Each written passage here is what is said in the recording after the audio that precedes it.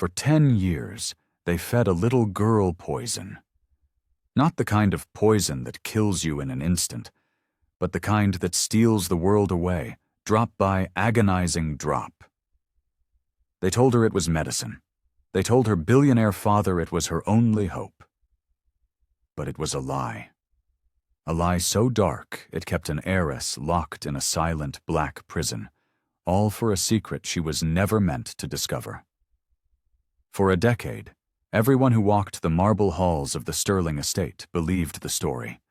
Serafina Sterling, the sole heir to a tech empire, was born into a world of absolute darkness, completely and irreversibly blind. No one questioned it. Not the world-renowned specialists, not the loyal staff who moved like ghosts through the mansion, not even her own father, a man who could bend markets to his will, but couldn't see the truth right in front of him. She lived in a soundless, sightless void, a beautiful doll hidden away in a gilded cage filled with whispered secrets. But everything was about to shatter. The change didn't come from a miracle cure or a brilliant doctor. It came in the form of a new maid, a woman with nothing to her name but a broken heart and eyes that saw what everyone else had been trained to ignore. What she would uncover during her quiet, thankless work would unravel a decade of deceit, challenge a powerful family's tragic past, and drag a horrifying truth into the light. A truth buried since the day the little girl was born. What started as a job to pay the bills would become a mission, and what she found would detonate a bomb in the heart of a man who thought he had done everything to protect his only child. Before we dive deep into this web of deceit, do me a huge favor and smash that subscribe button and ring the bell so you don't miss a single twist. And hey, drop a comment down below and tell me where you're tuning in from tonight. I love seeing how far these stories travel. Alistair Sterling was a titan in the world of artificial intelligence, a man whose name was synonymous with innovation and ruthless efficiency. He had built a fortune from code and algorithms, creating a digital empire with the sheer force of his intellect. But behind the firewall of his public persona, the man was a ghost, haunting the sprawling, desolate estate he called home. Perched on a cliff overlooking the stormy Pacific coast of Northern California, the mansion was a monument to modern architecture, all glass, steel, and cold, empty spaces. It was a fortress designed to keep the world out, but it had also become a prison for the two souls rattling around inside, Alistair and his 10-year-old daughter, Serafina. The house echoed with a silence that was heavier than any sound. It was the silence of loss. 10 years ago, just 3 days after Serafina's birth, Alistair's wife, Elena, had been killed when their private jet went down in a storm. The tragedy didn't just break his heart, it shattered his very foundation. He retreated from the world, not seeking peace, but fleeing the pity and the questions in everyone's eyes. His universe shrank until it contained only one person, Serafina. She was the last piece of Elena he had left, the living, breathing purpose that kept him from completely disintegrating. But Serafina's condition was a constant, grinding torment. From birth, the doctors had delivered a devastating verdict. She was blind. A rare congenital condition, they'd said. No hope for recovery. Alistair, a man who solved impossible problems for a living, blamed himself. He ran through 1,000 what-ifs. Had it been something in his genes? Something they were exposed to? His days became a monotonous loop of quiet routines, suffocating sadness, and a constant, gnawing anxiety about her future. The mansion was filled with every luxury imaginable, every cutting-edge assistive technology designed to help the visually impaired, but Serafina seemed to exist in a world beyond their reach. Alistair had flown in specialists from Zurich, Tokyo, and London. He'd hired an army of therapists, tutors, and alternative healers, each one promising a breakthrough, a flicker of connection. Nothing worked. Serafina rarely spoke. She never played with the expensive toys that gathered dust in her room. She never laughed. Most of her days were spent in a large armchair by the floor-to-ceiling windows in the living room. Her face turned toward the glass, as if she could feel the sea spray and hear the distant cry of gulls. Her eyes, a startling shade of violet just like her mother's, were always vacant, staring into a space no one else could see. It was as if she were a beautiful ship moored in a harbor, with no sails to catch the wind. Alistair would often sit in the opposite corner of the cavernous room, watching her for hours, a profound sense of helplessness crushing him. He read her classic novels, his voice a low monotone filling the silence. He told her stories of her mother, of their travels, of the vibrant colors of a Marrakech market. He played classical music on the grand piano, the notes echoing through the empty halls.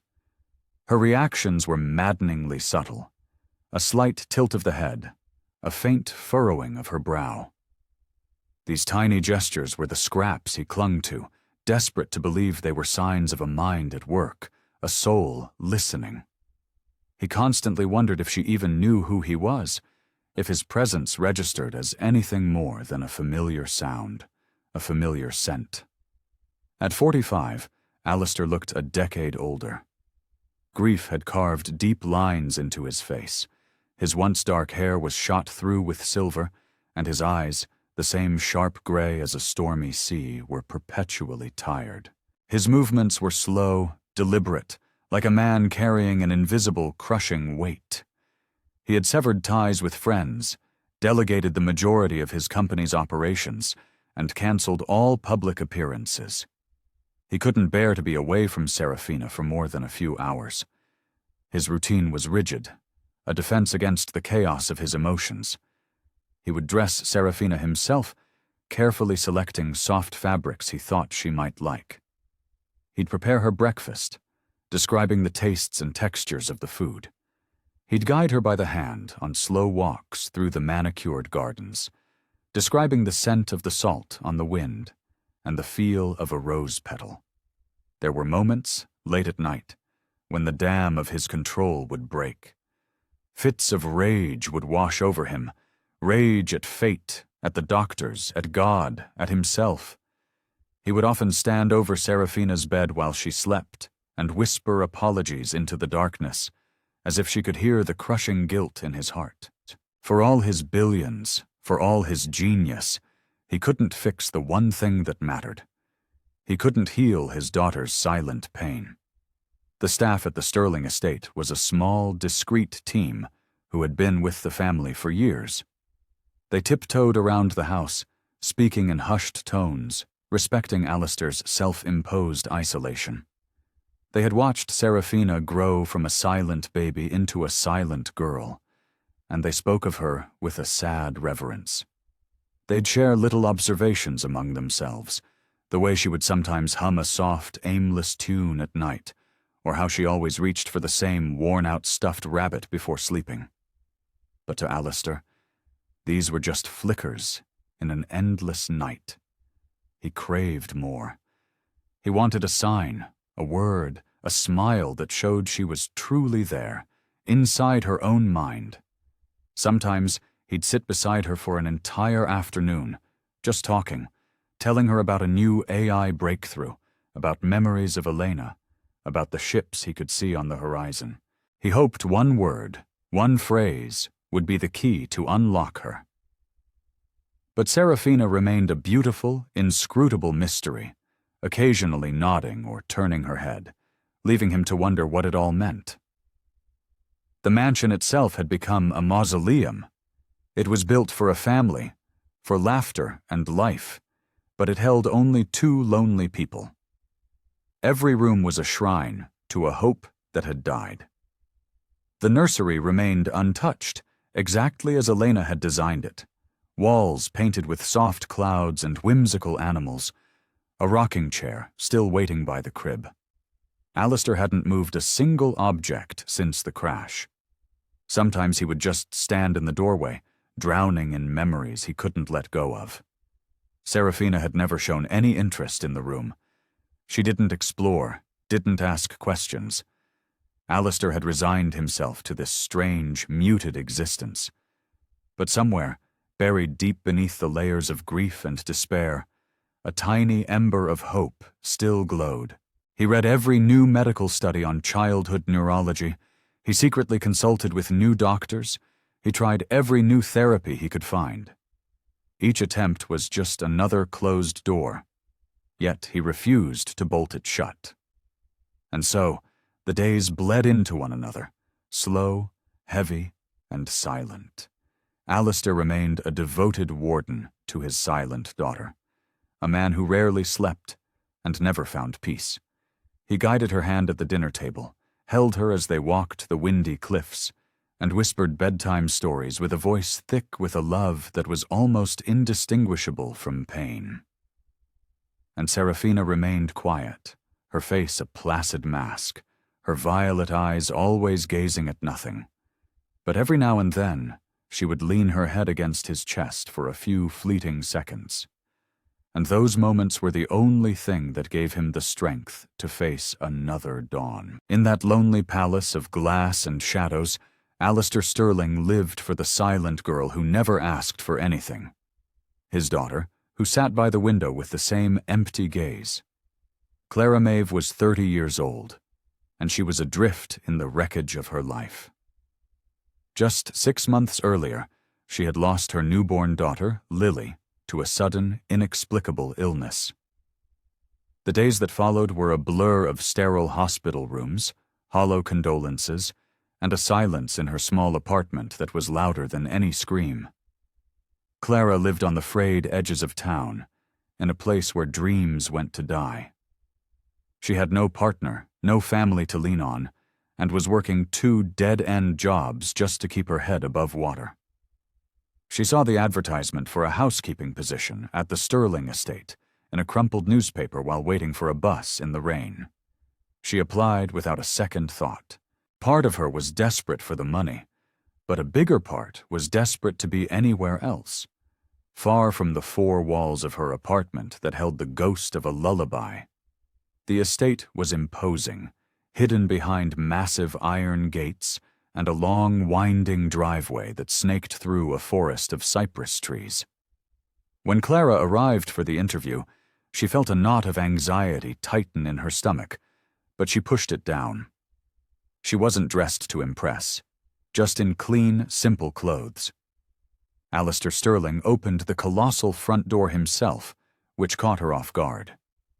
He looked exactly like his photos in business magazines, but older, more haggard. His eyes were serious and observant, but there was a deep-seated sadness in them that she recognized immediately. Alistair had interviewed a dozen candidates before Clara. They all had pristine resumes and glowing references, but something about each of them felt wrong. They were either too talkative, too clinical, or visibly uncomfortable around the heavy silence of the house and the specter of his daughter. When Clara walked in, he noticed her quiet composure. She didn't try to fill the silence with nervous chatter. Her eyes, a warm, gentle brown, scanned the room respectfully, not with a tourist's curiosity, but with a quiet solemnity. During the interview, he asked her the standard questions, and she answered clearly and concisely. There was a directness about her, but it was softened by a palpable gentleness. At one point, she hesitated, then said, "I should tell you, I recently lost a child." She didn't offer details, and a flicker of something, empathy, understanding, crossed Alistair's face. He nodded, not pressing further, but that single brave sentence shifted the dynamic. He saw in her face a reflection of his own pain, but also a resilience he had long since lost. She wasn't hiding her scars. Clara's first day began at dawn. A senior staff member gave her a brisk tour of the mansion, outlining the rigorous cleaning schedule. Alistair was polite but distant. The house was an intimidating labyrinth of unused rooms and gleaming surfaces. Clara lost herself in the work, moving methodically from one space to the next, a silent phantom in a house full of them. Around noon, she was permitted a short break in the cavernous staff kitchen, and that's when she first saw her. Serafina was sitting on the floor in the adjacent sunroom, near a window, clutching a small, threadbare stuffed rabbit. Her head was tilted slightly, her expression distant, almost blank. Clara stopped in the doorway, watching for a moment. She had never seen a child so perfectly still, so contained. There was something about the girl that resonated deep within the hollow space in Clara's chest. It wasn't just pity for her blindness. It was the profound loneliness that radiated from her small frame.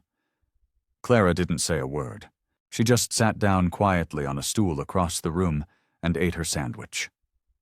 Even without an exchange, she felt it. This child was different. It wasn't just blindness. It was isolation. In the following days, Clara settled into her routine. She was meticulous in her work, never prying, never asking unnecessary questions.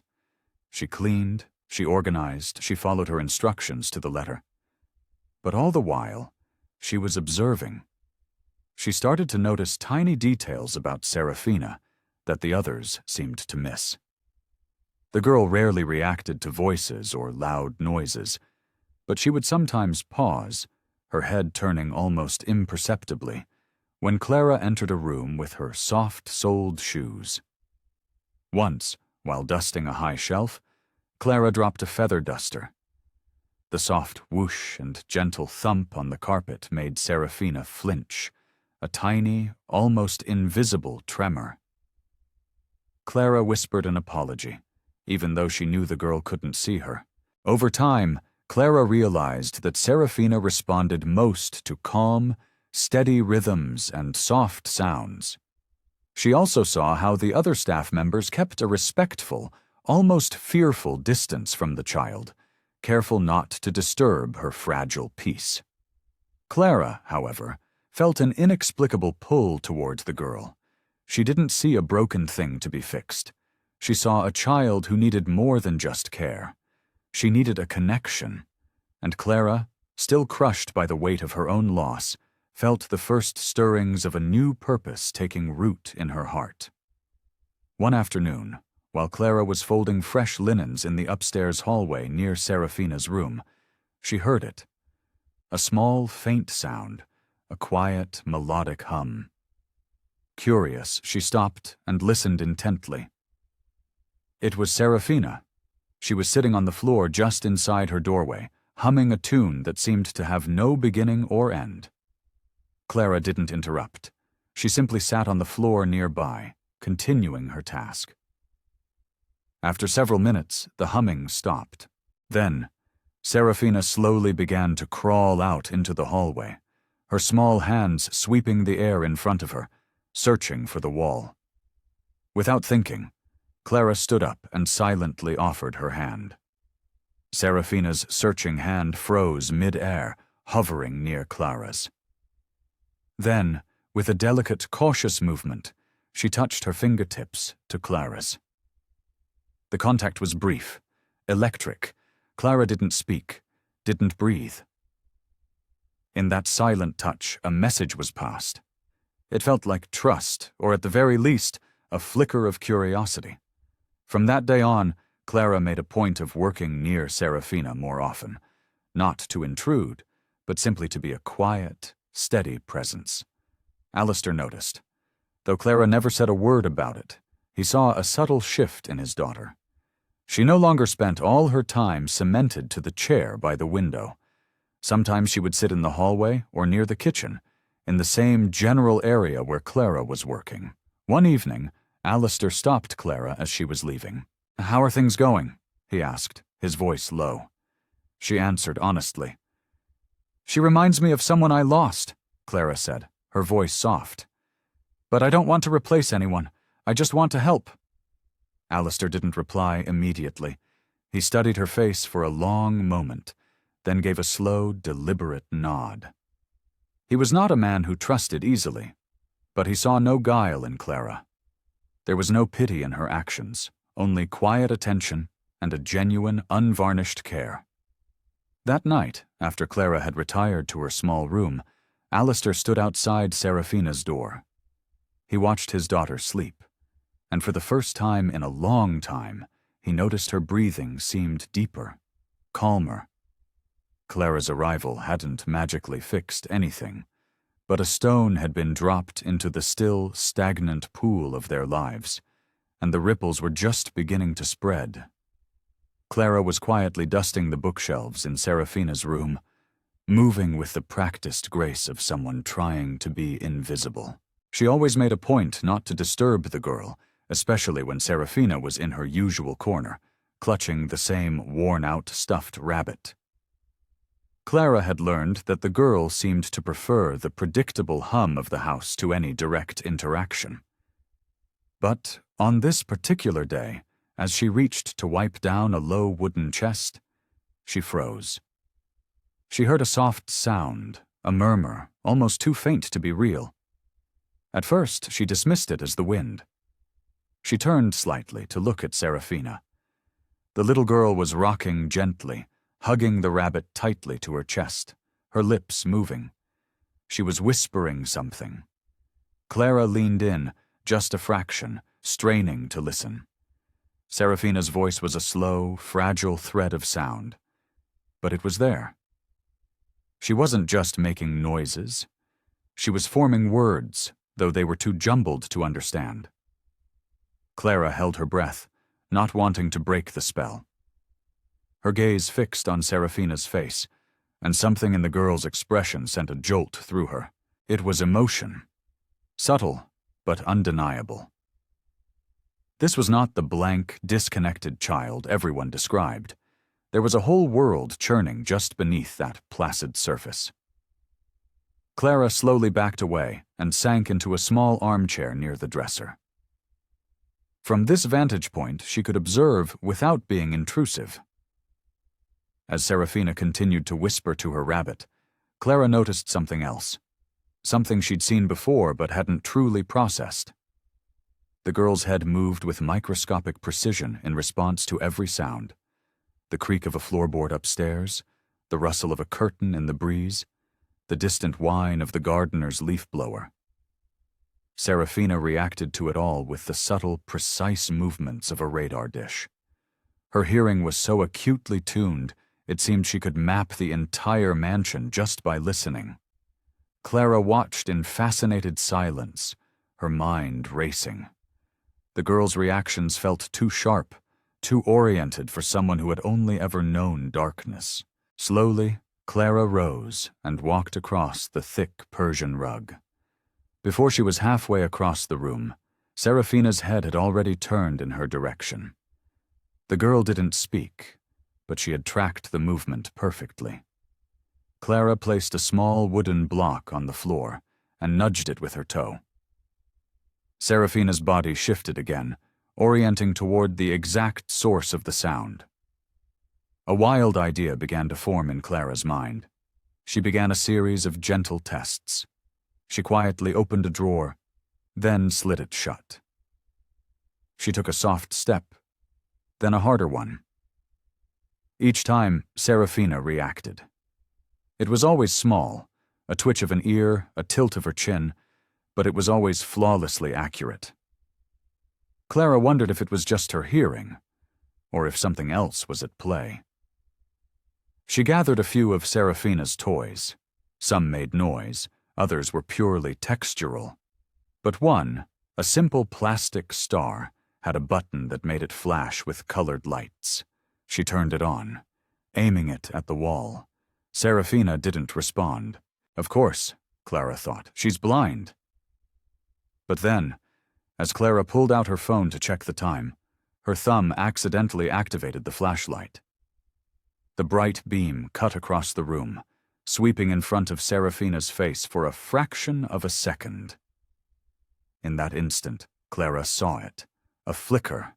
Serafina's eyelids twitched. Her pupils, the dark centers of her violet eyes, seemed to contract slightly. It was so fast, so faint, She almost convinced herself she'd imagined it.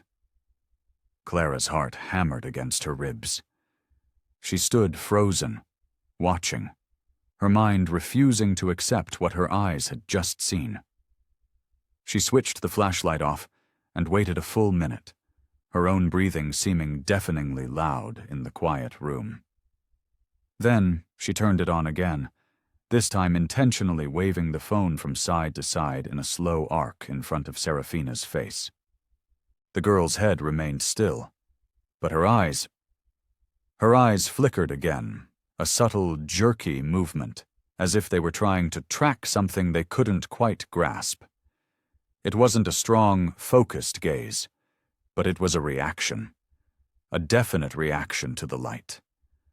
Clara took a tentative step closer and repeated the motion. Serafina's expression remained unchanged, but her eyes moved again, following the path of the light for a split second before returning to their vacant stare. Clara stumbled back and sat down heavily on the armchair, a wave of confusion and shock washing over her. Was it possible? Could Serafina see something? Even just a glimmer of light? Clara wasn't a doctor, but this was not the response of a person who was completely blind. It made no sense. The diagnosis had been absolute. She forced herself to think logically. Maybe it was an involuntary reflex, a trick of the light. But she had spent weeks around Serafina, studying her every micro-expression. She knew the difference between a random twitch and a direct response. And this felt real. A sudden, icy chill snaked down her spine. She looked at Serafina, who was now sitting quietly again, her fingers tracing the worn seams of the rabbit's ear. The girl seemed utterly oblivious to the monumental event that had just occurred. Clara was torn. What should she do? Run to Alistair and risk giving him a devastating false hope?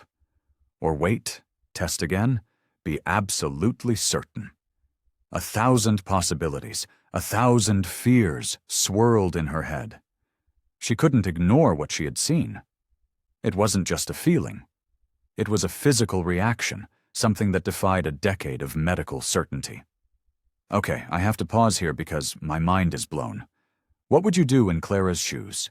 Would you confront the billionaire father right away? Or would you try to gather more undeniable evidence first? Let me know your honest thoughts in the comments. And if you're getting chills right now, make sure you've hit that like button to let me know you're with me on this journey. Clara switched off the flashlight and shoved the phone deep into her pocket. She sat in silence, just watching Serafina for several more minutes. The little girl began her soft whispering again, hugging her rabbit close. Clara stayed there, feeling a strange, potent cocktail of fear, curiosity, and something she hadn't allowed herself to feel in a very long time. Hope. For the first time, it felt like a different future might be possible, a future no one had dared to imagine. As the room fell quiet, Clara finished her dusting, her mind still reeling. Before leaving the room, she took one last look at Serafina. Something had irrevocably changed in that room today. Whether it was a reaction to light, a neurological fluke, or something more, it was enough. It was a spark. Clara gently closed the door behind her and walked down the long, silent hallway, her mind already planning her next steps. Perhaps she would try again tomorrow, with a different light source. Perhaps she would find a way to talk to Alistair without sounding insane. But for now, the secret was hers. Back in her room, Serafina sat still, whispering words only she and her rabbit could hear, while in the hallway, Clara held on to the memory of a flicker of light that had the power to change everything. Clara couldn't shake the image from her mind. Serafina's eyes had moved. She had replayed the moment 100 times, and she was certain. It wasn't a fluke. It didn't align with anything she had been told about the girl's absolute, congenital blindness. That was the story Alistair believed. the story the doctors had written. But Clara had witnessed a different story, and now she had to find the truth. The next morning, after her usual chores, she returned to Serafina's room. The girl was on her soft rug near the window, a familiar silhouette against the gray morning light.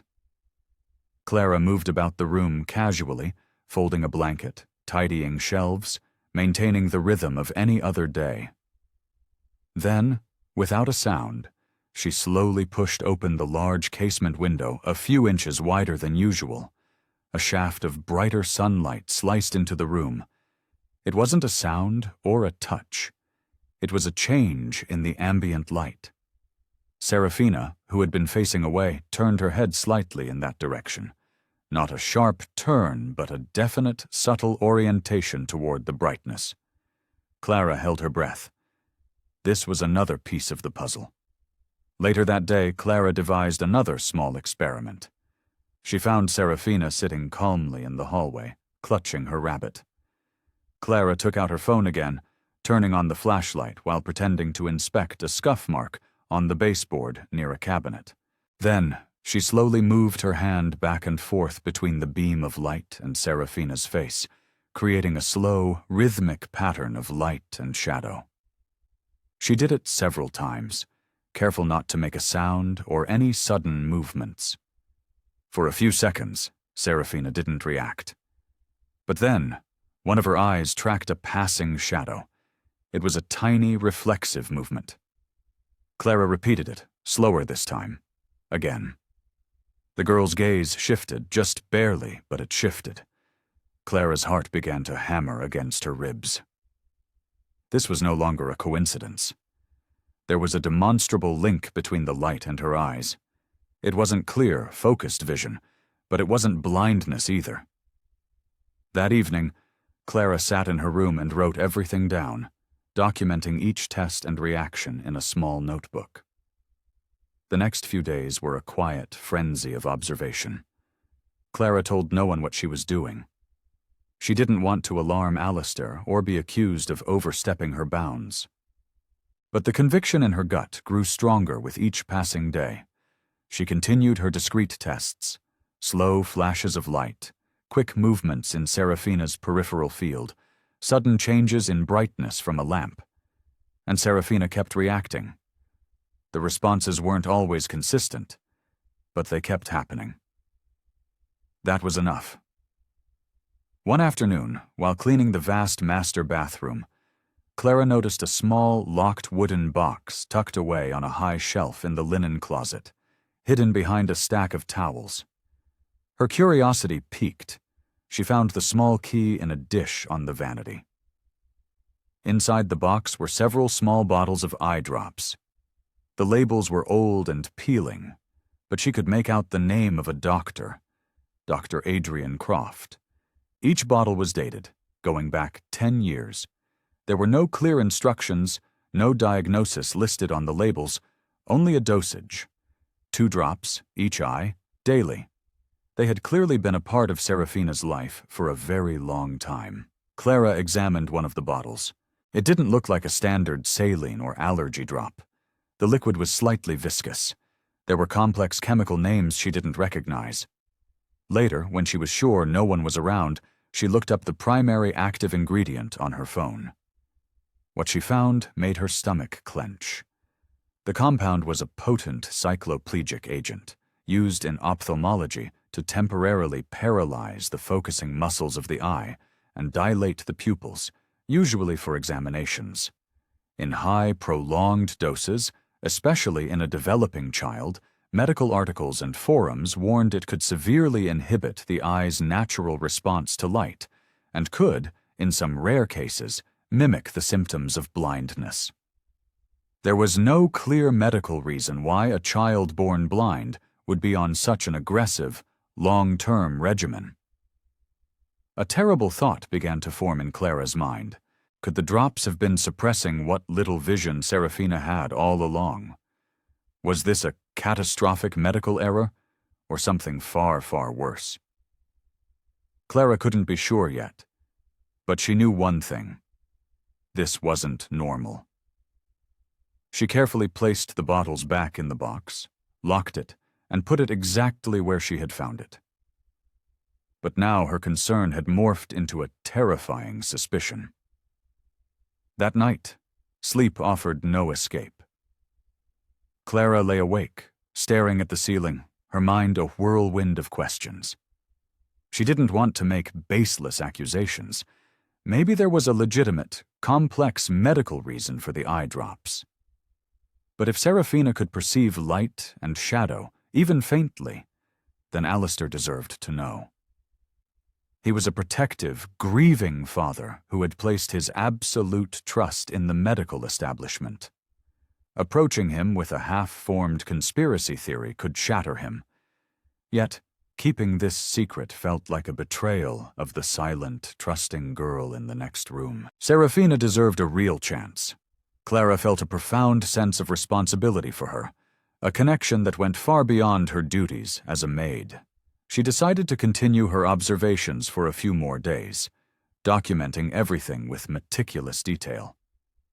Then she would have to find a way to tell him. But in her heart, she already knew. Something had been missed. Something had been hidden. Serafina's reactions weren't random. They were clues, and Clara had to follow them, no matter how dark the path became. Clara waited long enough. After a week of silent tests, detailed notes, and watching Serafina react to light and shadow, she felt she was ready. The quiet doubt had grown into a roaring conviction. She had to know for sure.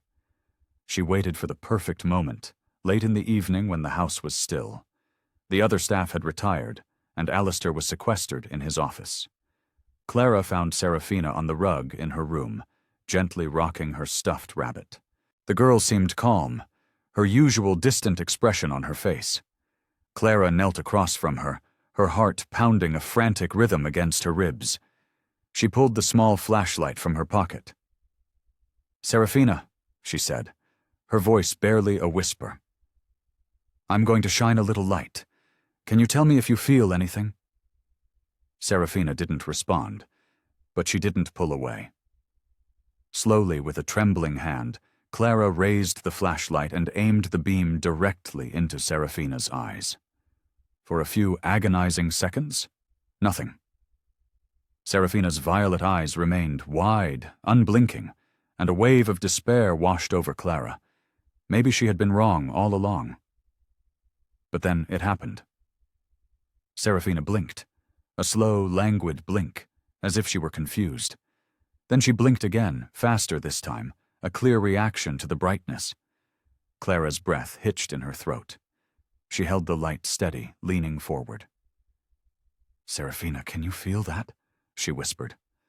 The silence in the room was absolute. Serafina tilted her head, her brows knitting together in concentration. Then, in a small, fragile voice she hadn't used in years, she uttered 5 words that shattered the world. "I think I saw a star. Mommy." The words were hesitant, broken, as if she were pulling them from a place long forgotten. Clara froze, the flashlight clattering to the floor. It wasn't just the possibility of sight. It was the name. Mommy. A word Serafina had never spoken, a ghost she had never known. Tears instantly welled in Clara's eyes. That single word cracked open the dam of her own grief. All the pain she had carried since losing Lily came rushing back, but this time it was mixed with a powerful, overwhelming sense of purpose. Serafina had reached out, not just with her senses, but with her heart. This was no longer a test. It was a connection. Clara didn't know if the girl had somehow confused her with the mother she'd never met, or if the word had simply bubbled up from her subconscious. But it didn't matter. She scrambled forward and gently placed a hand on Serafina's shoulder. "I'm here," she choked out, her voice thick with emotion.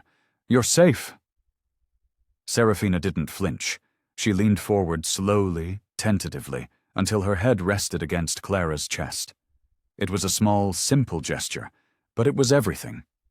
It was trust. It was a beginning. Clara held the small, trembling girl, her mind racing. What did this mean? How much could she see? And what in God's name were those eye drops doing to her? She didn't have the answers, but she had something more important. A resolve forged in fire. From this moment on, her purpose in this house was not just to clean, it was to protect this child. When Serafina finally pulled back, her face seemed calmer, more present.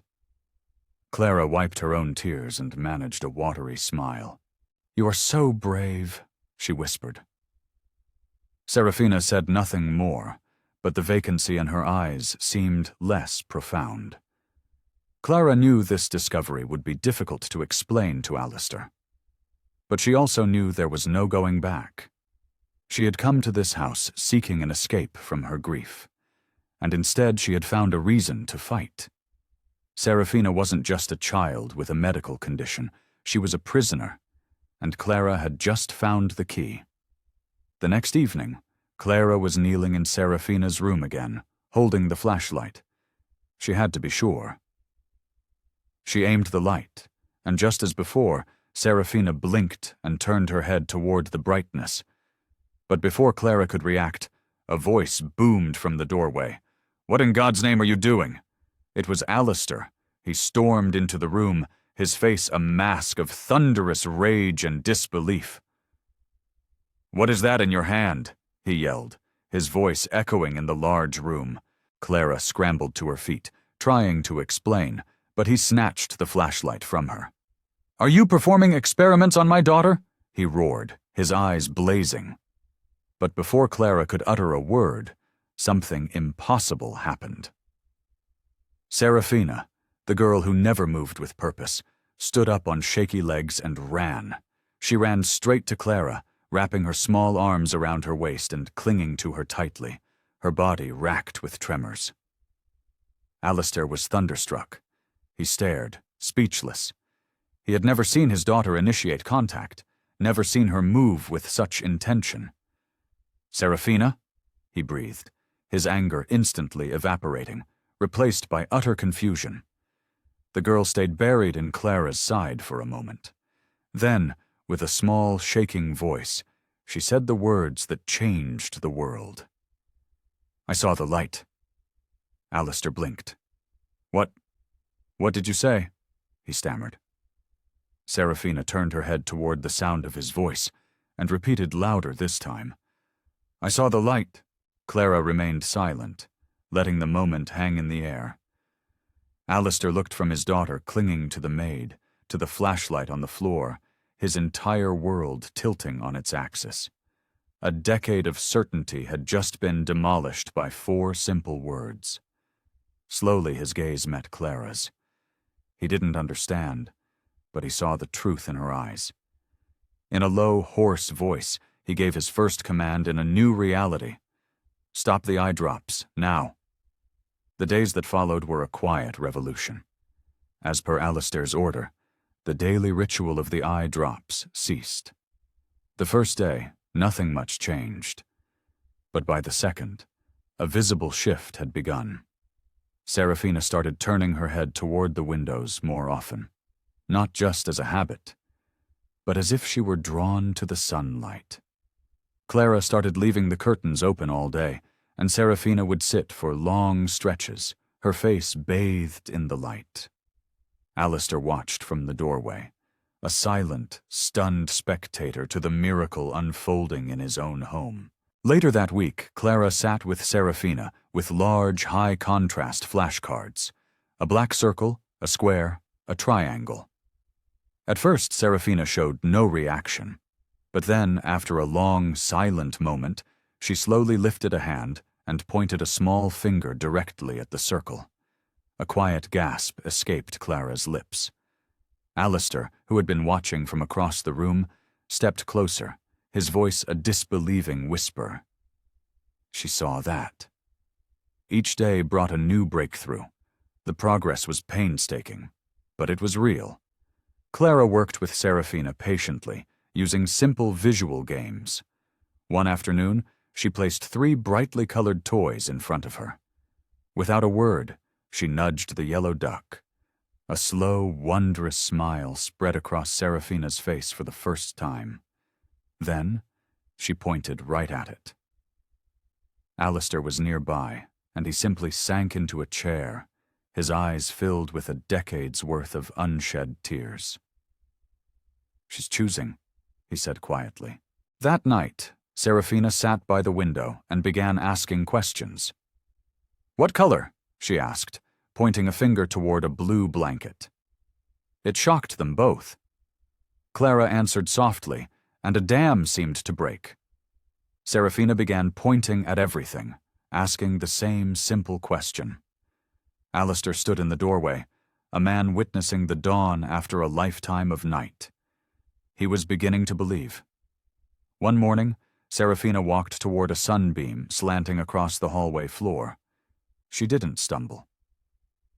She moved with a new confidence, reaching her hand out to touch the light. "I don't understand how we missed this," Alistair said, his voice raw, but it no longer mattered how. All that mattered was what came next. Her smiles grew more frequent. She started looking at faces, her eyes trying to piece together the features. By the end of the week, the oppressive silence of the mansion had been replaced by the soft sounds of discovery. Laughter, questions, the scribble of crayons on paper. It all began the day she said, "I saw the light." Alistair and Clara now had a mission. One evening, after Serafina was asleep, Clara retrieved one of the bottles of eye drops. The next day, Alistair used his connections to get the sample to a private toxicology lab for an immediate, confidential analysis. The results came back in 48 hours. Alistair read the report, his face growing paler with every line. Clara watched as his hands began to shake, his knuckles turning white as he gripped the paper. "It's a chemical called cyclopentylate," he said, his voice dangerously quiet. "In this concentration, the report says it's designed to induce prolonged pupillary paralysis. It mimics blindness." Clara felt sick. "So the drops, they were the cause?" Alistair nodded, his eyes dark with a terrifying fury. "They weren't treating a condition. They were creating one." He looked at the original prescription label again. Dr. Adrian Croft. The name hung in the air like a death sentence. Alistair's fury was cold and methodical. He hired a team of private investigators. They discovered that Dr. Croft's medical license had been suspended years ago after a series of malpractice lawsuits, all quietly settled out of court. The cases all involved children with vision problems and questionable prescriptions. The man had vanished. As they dug deeper, a more sinister picture emerged. The investigators found encrypted financial records linking Dr. Croft to a shadowy pharmaceutical subsidiary. He hadn't just been a negligent doctor. He had been conducting unauthorized, illegal trials on his young patients, using them as human guinea pigs for an experimental compound, with Serafina as his longest-running subject. He had chosen the daughter of a reclusive, grieving billionaire, a father too broken to ask the right questions. When Alistair and his lawyers decided to go public, the blowback was immediate and vicious. Anonymous articles appeared online, painting Alistair as a negligent father who had isolated his child. Clara received threatening text messages. Some secrets are better left buried. But it was too late. The truth was out. Amidst the media storm, something beautiful was happening inside the mansion. Serafina was blossoming. A new team of specialists confirmed she had partial, functional vision. With therapy, she could learn to process the world around her. Julia and Alistair filled her days with color and light. One afternoon, Clara gave her a box of crayons. Serafina touched each one and then picked up the yellow. Her first drawing was a shaky, uneven line, but it was a beginning. She held it up proudly. "Is it good?" she asked. Alistair knelt beside her, his voice thick with emotion. It's a masterpiece. The drawing became the first of many. She drew the sun, the sea, Clara's smiling face. The walls of the mansion, once bare and cold, were now covered in her vibrant, joyful art. Her progress became their shield against the ugliness outside. They had found their purpose. The legal battle was grueling, but the evidence was irrefutable. Dr. Croft was eventually located living under an assumed name and arrested. His trial became a national sensation. Other families, emboldened by Alistair's fight, came forward. The pharmaceutical company was exposed, its executives charged. Julia testified, her voice clear and steady, telling the world how a flicker of light had unraveled a decade of darkness. When the guilty verdict was read, a quiet sense of justice settled over them. It wasn't a celebration. It was the closing of a painful chapter. Years passed. The mansion was no longer a place of sorrow, but a home filled with life and art. Serafina, with the unwavering support of Clara and Alistair, thrived. She enrolled in school, made friends, and discovered a profound passion for painting. Her art became her voice, a way to translate the world she was seeing for the first time. Alistair, a changed man, stepped back from his company to be present for every moment. A quiet, powerful love had grown between him and Clara, a bond forged in a shared fight for the little girl who had saved them both.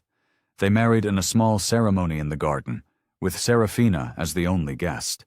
When she was 21, Serafina held her first solo art exhibition. The gallery was filled with canvases that exploded with color and emotion. The centerpiece was a painting titled First Light. It depicted not a sun or a star, but the silhouette of a woman holding a small light, her face gentle and hopeful. At the end of the night, Serafina stood before the crowd. Her voice, once a timid whisper, was now calm and confident. "People often ask me about the first thing I ever saw," she said, her violet eyes finding Clara in the crowd. "They expect me to talk about the color yellow or the shape of the sun, but the truth is, the first real light I ever saw didn't come from a flashlight. It came from a heart. It came from the woman who refused to believe in the darkness. It came from my mother." She pointed to Clara. The room erupted in applause. Alistair wrapped his arm around his wife's shoulders, and together they watched their daughter, no longer a silent girl in a dark room, but an artist who had painted her own future, a future full of brilliant, dazzling light. And that, my friends, is the incredible story of Serafina Sterling. Thank you for staying with me until the very end. Your support means the world. What part of this journey hit you the hardest? Let's talk about it in the comments. Don't forget to subscribe for more stories that will keep you on the edge of your seat. We'll see you in the next one.